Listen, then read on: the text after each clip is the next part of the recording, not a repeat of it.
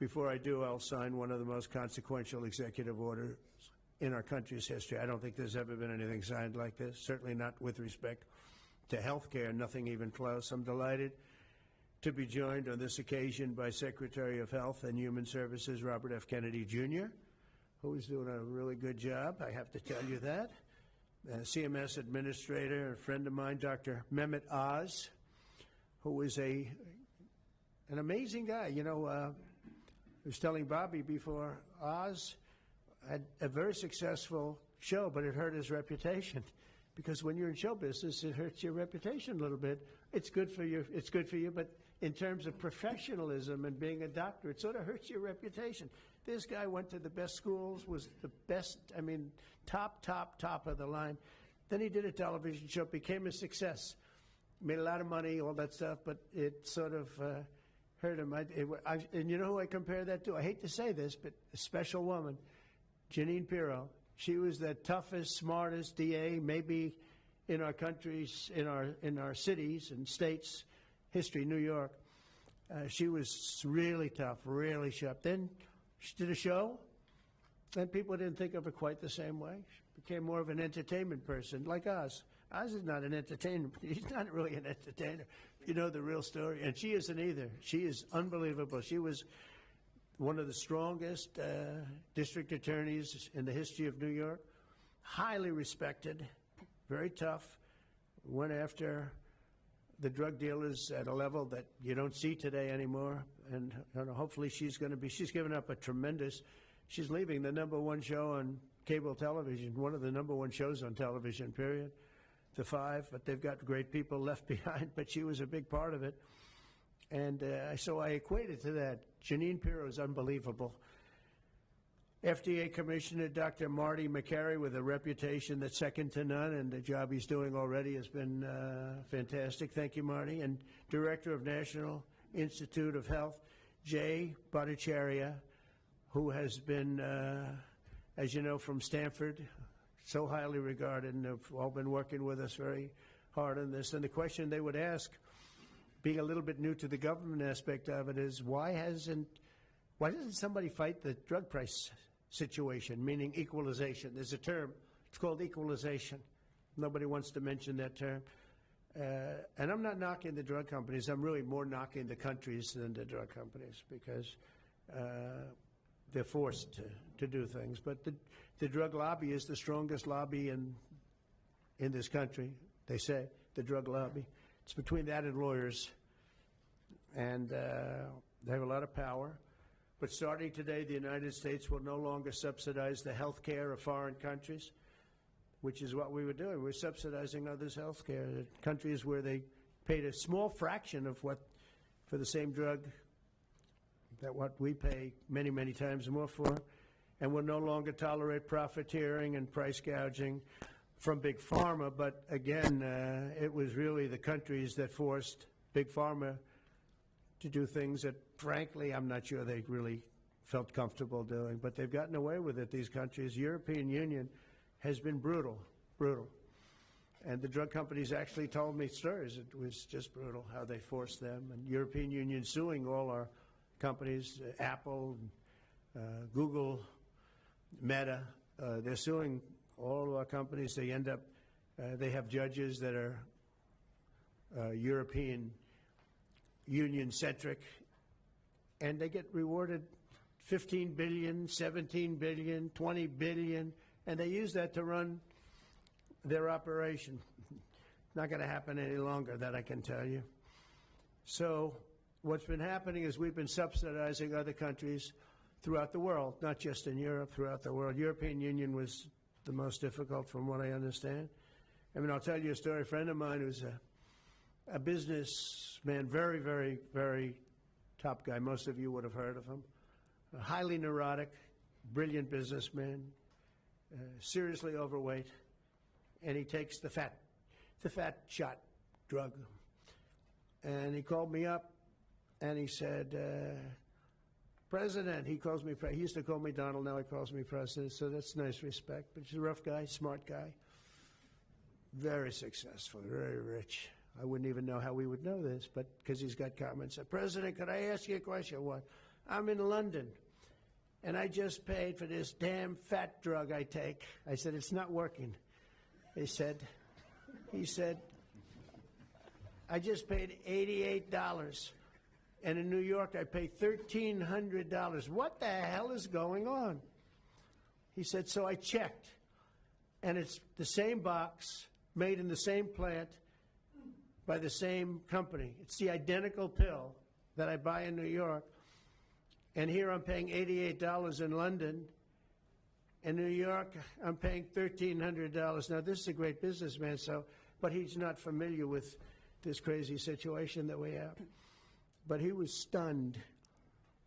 But it was just one of those stories. And I brought it up with the drug companies, represented by somebody who's very, very smart, good person, too.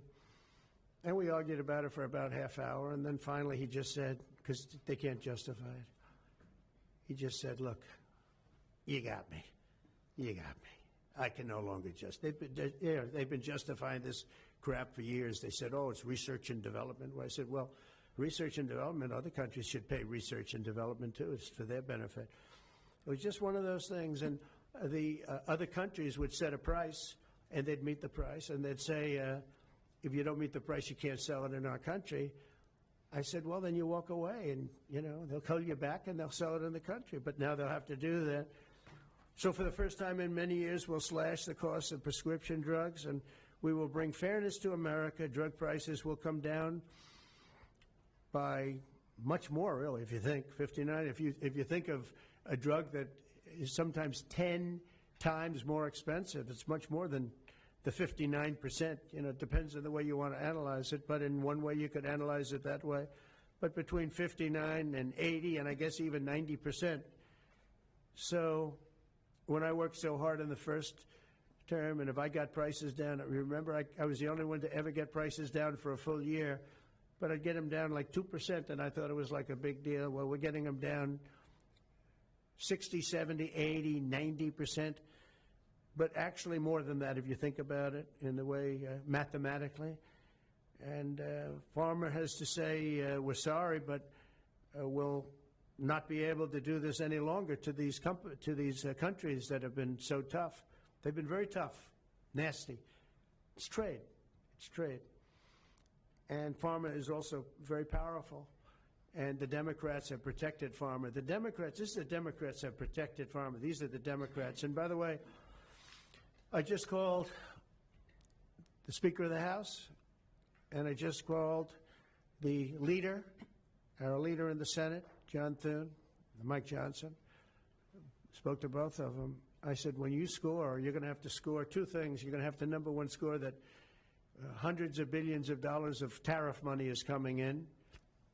But even bigger than that, you're going to have to score that your costs for Medicaid and Medicare and just basically pharmaceuticals and drugs is going down at a level that nobody has ever seen before. It'll pay for the Golden Dome. I see the Golden Dome is there, see? That'll easily pay for the Golden Dome. And we'll have a lot of money left over. We need the Golden Dome, by the way, in this world. Although this world's a lot safer today than it was a week ago, and a lot safer than it was 6 months ago. We had people that had no clue what they were doing. So today Americans spend 70% more for prescription drugs than we spent in the year 2000. Think of that. Our country has the highest drug prices anywhere in the world by sometimes a factor of 5, 6, 7, 8 times.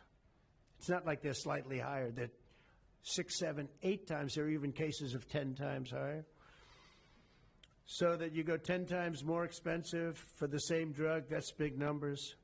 Even though the United States is home to only 4% of the world's population, pharmaceutical companies make more than 2/3 of their profits in America. So think of that. With 4% of the population, the pharmaceutical companies make most of their money, most of their profits from America. That's not a good thing. Now, I think, by the way, I have great respect for these companies and for the people that run them. I really do. And I think they did one of the greatest jobs in history for their company, convincing people for many years that this was a fair system. Nobody really understood why, but I figured it out For years, pharmaceutical and drug companies have said that research and development costs were what they are, and for no reason whatsoever. They had to be borne by America alone. Not anymore, they don't. This means American patients were effectively subsidizing socialist healthcare systems in Germany, in all parts of the European Union. They were the toughest of all. They were nasty. And I see that. I see that with trade, too. European Union is, in many ways, nastier than China. Okay? And we've just started with them. Oh, they'll come down a lot. You watch. We have all the cards. They treated us very unfairly. They sell us 13 million cars. We sell them none. They sell us their agricultural products. We sell them virtually none. They don't take our products. That gives us all the cards, and very unfair. So they're going to have to pay more for health care, and we're going to have to pay less. That's all it is. And believe it or not, because it's really the world we're talking about, not just the European Union, but because it's the world, the numbers are for the healthcare company not as bad as you would think. They'll make the same. I think the healthcare companies should make pretty much the same money. I really don't believe they should be affected very much, because it's just a redistribution of wealth. It's a redistribution where it could be the same top line, but it's going to be distributed differently. Europe's going to have to pay a little bit more. The rest of the world's going to have to pay a little bit more, and America's going to pay a lot less. Again, because it's a much smaller population than when you think of the whole world. So basically what we're doing is equalizing. There's a new word that I came up with, which I think is probably the best word. We're going to equalize, where we're all going to pay the same. We're going to pay what Europe's going to pay. We're going to all pay. Now, there may be some countries in dire need, and I would be willing to sacrifice that and help them. But it's called most favored nation. We are going to pay the lowest price there is in the world. We will get whoever is paying the lowest price. That's the price that we're going to get. So remember that. So we're no longer paying 10 times more than another country. Whoever is paying the lowest price, we will look at that price and we will say that's the price we're going to pay. Most favored nations. That's what it is. One breast cancer drug costs Americans over $16,000 per bottle, but the same drug from the same factory, manufactured by the same company, is 1/6 that price in Australia and 1/10 that price in Sweden. 1/10 for the identical product. A common asthma drug costs almost $500 here in America, but costs less than $40 in the United Kingdom. So $40 in the United Kingdom, which is where this gentleman told me he paid a small amount for his shot. But think of that. So $40 versus $500 here. That's not even bad. There are much worse examples. And the weight loss drug, Ozempic, costs 10 times more in the United States than in the rest of the developed world. 10 times more. Why? Why? What did we do? Suckers. But we never had a president that had the courage to do this. And nobody knew the system like I do. I mean, I've gotten to know this system so well. And I don't think it's fair that it benefits Obamacare. Obamacare is a failure. It's not a good health care. It works. I made it work. I had an obligation to make it work, or an obligation to let it die. I chose that we had to make it work. I had to make it as good as possible. And I had a choice. I could have let it fail or make it as good as possible. As good as possible means it was still not very good, but it survived. And we did the right thing. But this makes everything work. And I don't want to have a bad form of health care work because of the fact I was able to cut drug prices by 80 or 90%. So we're going to maybe come up with something. I think this gives the Republicans a chance to actually do a health care that's much better than Obamacare and for less money, which if you guys would work on that along with Congress. But I do want to say that Democrats could have done this a long time ago. They have fought like hell for the drug companies, and they knew they were doing the wrong thing. And it's going to be very hard. I was just telling the leader and the speaker that it's going to be very hard for the Democrats to vote against the one big, beautiful deal. The greatest tax cuts in history, greatest everything, but now you have the big drug prices because that's going to be included. It makes that whole situation different from a scoring standpoint. I just told them, I called them up about this. I said, I'm going to do something that's going to be very monumental, and you're going to be scoring. You better tell your people that this is going to score really well. And then add hundreds of billions of dollars in tariffs to your list also. But as big as the tariffs are, this is something that really hits quickly.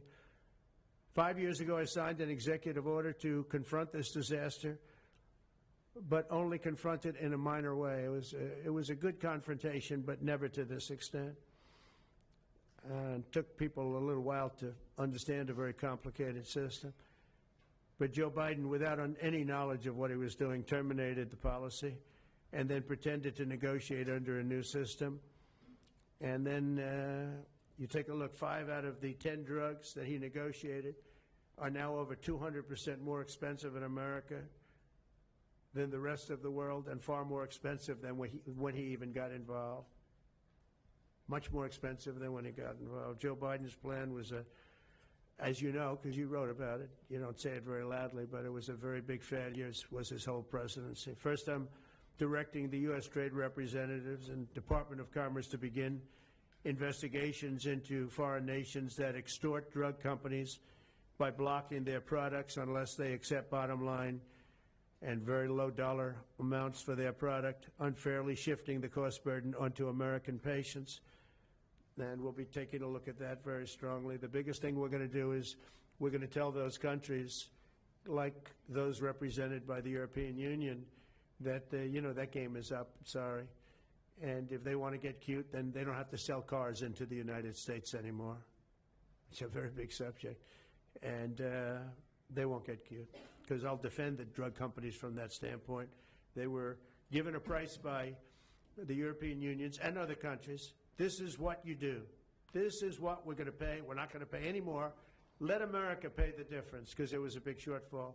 Let America pay it. And that's what we did, but we're not doing it anymore. Next, my administration will secure what we're calling most favored nations drug pricing. The principle is simple. Whatever the lowest price paid for a drug in other developed countries, that is the price that Americans will pay. And we're using the term other developed countries because there are some countries that need some additional help, and that's fine. I think that's very good. Some prescription drug and pharmaceutical prices will be reduced almost immediately by 50 to 80 to 90%. Big Pharma will either abide by this principle voluntarily or will use the power of the federal government to ensure that we are paying the same price as other countries. To accelerate these price restrictions and reductions, my administration will also cut out the middlemen. We're going to totally cut out the famous middlemen.